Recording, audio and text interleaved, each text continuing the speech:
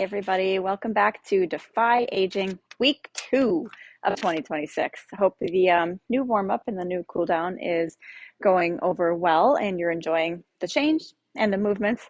Okay, let's kick off week 2 here. So this week we're going to have stations once again on the turf.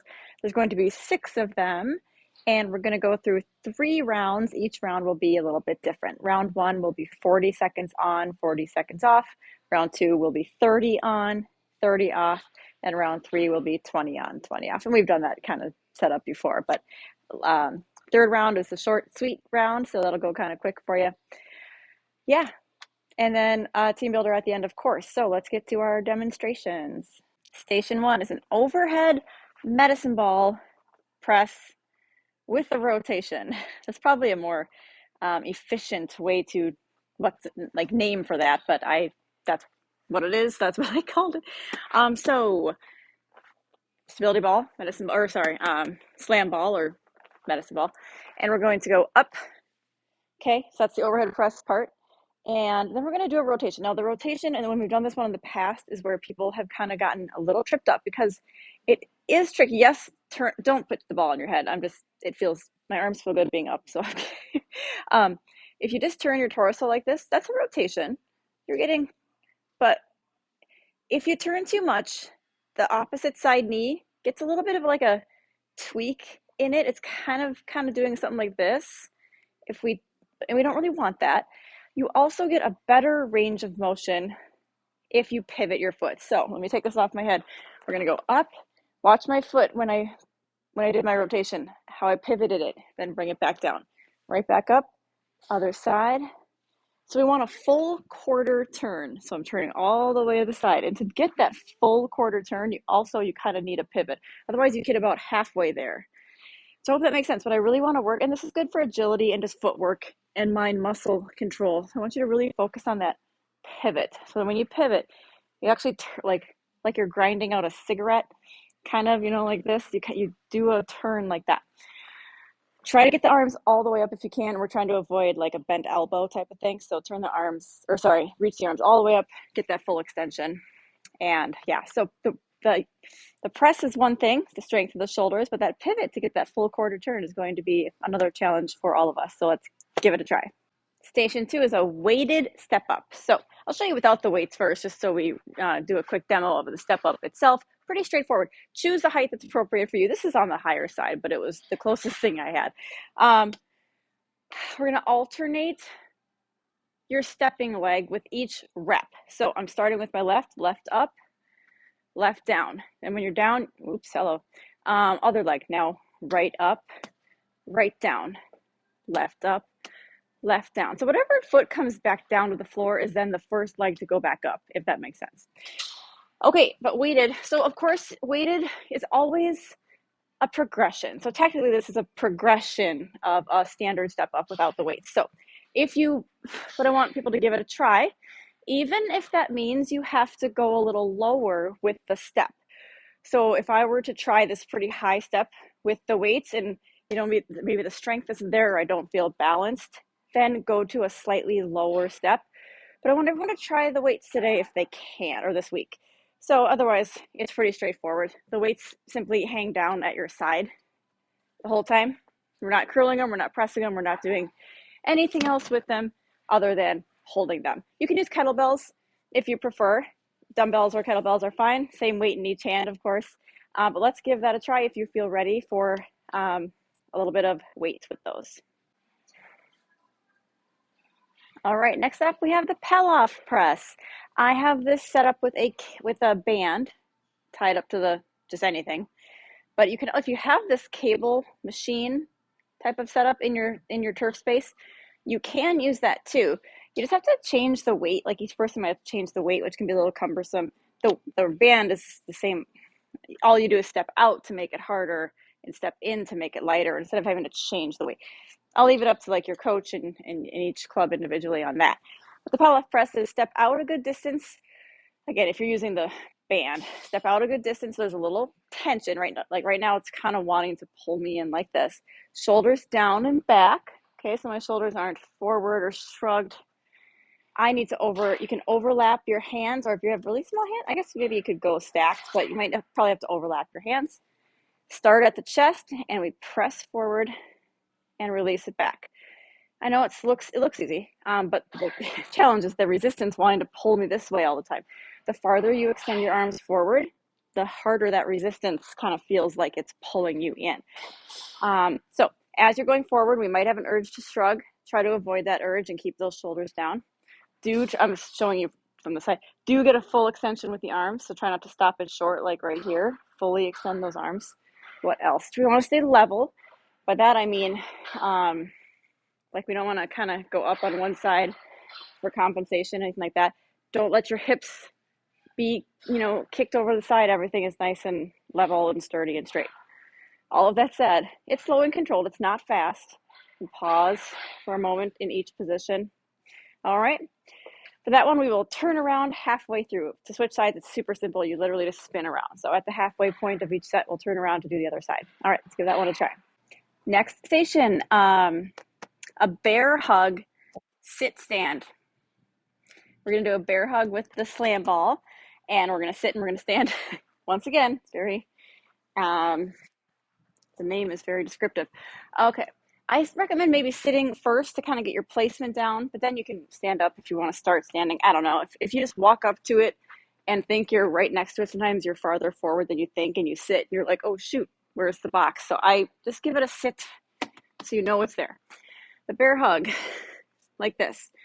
I am going to recommend we grab hold of our hand or wrist like this versus linking the fingers. Anytime we link fingers, it can affect the blood flow to the hands. And some of us already have maybe some blood flow issues, circulation issues. So we don't want to link fingers for an extended period of time. So I recommend holding your wrist like that, or you can just go like this and not hold on to anything. I like to clasp the hands like so. After that, all we're doing is sitting and standing. So I know it sounds easy, but first of all, choose a challenging weight. You can probably go heavier on the ball than what you would do for like slams. So grab the 10-pounder, the 12-pounder. If your gym has something heavier, even grab that. Okay, and when we sit and stand, we want to avoid, as much as possible, we want to avoid like sitting and leaning back and then kind of thrusting to come forward. So we're trying to take this kind of stuff out of the equation and instead sit controlled, stand up controlled. Sit controlled. See the difference? You're going to have a little bit of body movement because when you sit down, that's just what happens. But we're trying not to like hurl backwards and then thrust forward, okay? So yeah, choose challenging weight because you're just hugging it for dear life. You're not throwing it. You're not lifting it overhead, anything like that. And we'll probably use the slightly lighter ones, maybe the 8s and 10s for the overhead rotation thing. So maybe we'll only have the heavier ones left for this station. All right, but let's give that one a try. All right, next station is a chest press. Now we do lots of variations of the chest press. This time around, we are going to do typical standard, I don't know, the default, which is both arms pressing at the same time. Sometimes we do alternating, sometimes we do seesaw or just regular. So definitely recommending putting the weights in your lap before you lie back, like I just did here.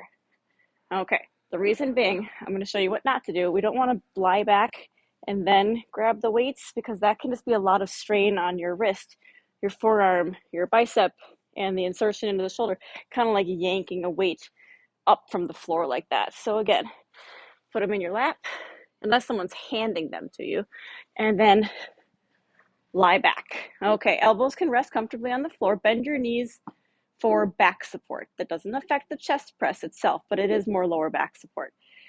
Okay, and both arms are going to press up at the same time.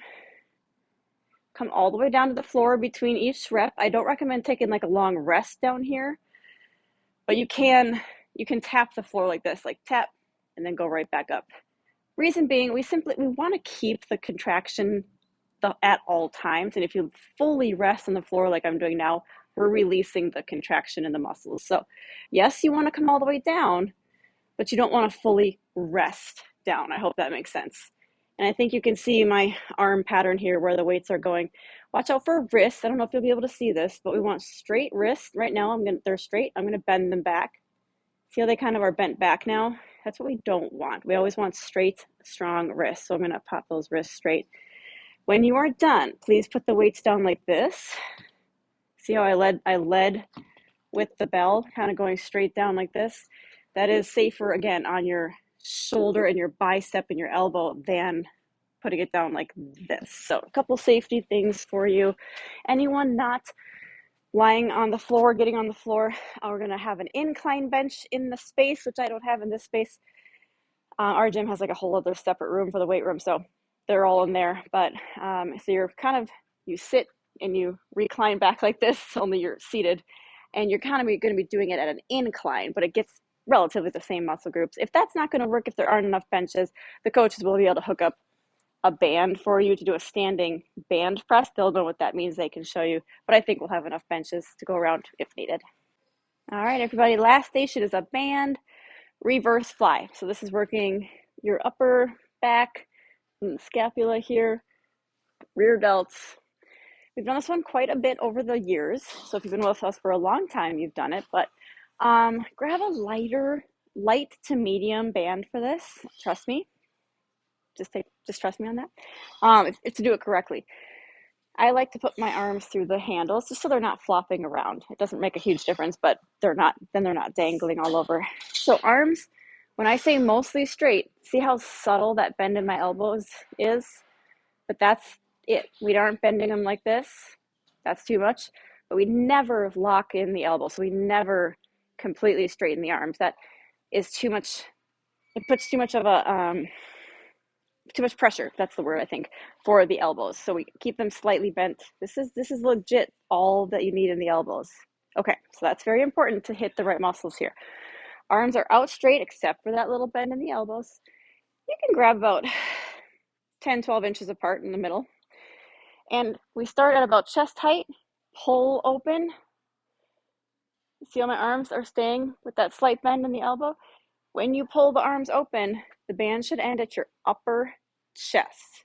So it shouldn't be coming down here, shouldn't be coming on the head, upper chest here. And then we want to make sure we're squeezing the shoulders and shoulder blades back. Okay, so I think you maybe see through my zip up here, how I'm kind of squeezing my shoulder blades together. And to do that, you do kind of pop out your chest. So there's this little like chest out with a little arch in the back. That also helps you to squeeze into the correct muscles. Okay, see how my arms have that slight bend in them still. So I know it's for a relatively simple looking movement. There's lots of little things to remember, and they're all very important to do this one correctly. So soft bend in the elbows, chest out, shoulders down and back, squeeze your shoulder blades together, band comes to the upper chest.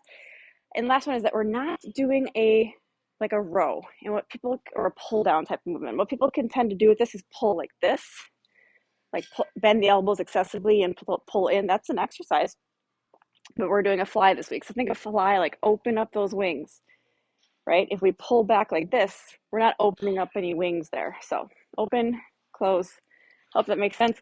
I guarantee you if you use a light enough, a band that's light to moderate intensity resistance, you should be able to hit the form on this one pretty well. All right, let's give that a try. All right, team. For the team builder this week, I'm going to leave this up to our coaches. We're going to do trainer's choice, coach's choice for a team builder, because all coaches, myself included, every coach, we tend to get in sort of a routine, or we have this library in our head that we tend to kind of just keep recycling. And every coach has such amazing, other cool, fun, different, unique, effective ideas that they have learned over the years, or they've come up with themselves. So let's do a trainer's choice for our team builder this week. It might be like a whole team working together. It might be kind of individual, like an arm burnout or something. I'm going to leave that up to your coach. So let's see what the coaches come up with for the week. And that is week 2. Seems so weird to be saying that. So I hope everyone enjoys this workout, and I'll see you back for week 3.